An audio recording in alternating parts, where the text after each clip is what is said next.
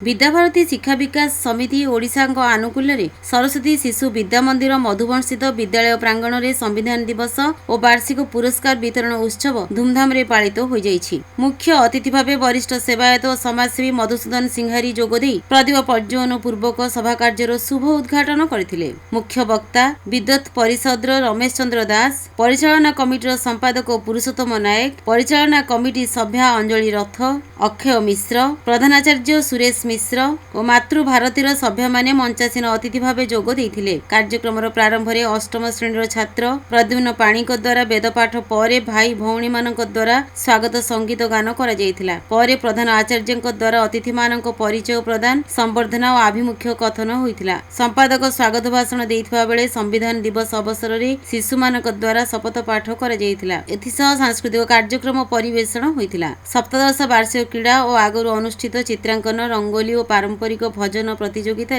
प्राय 150 जन प्रतिभागी पुरस्कृत होइथिले। शेष में आचार्य नमिता राणी मिश्र समस्त धन्यवाद अर्पण करथिले।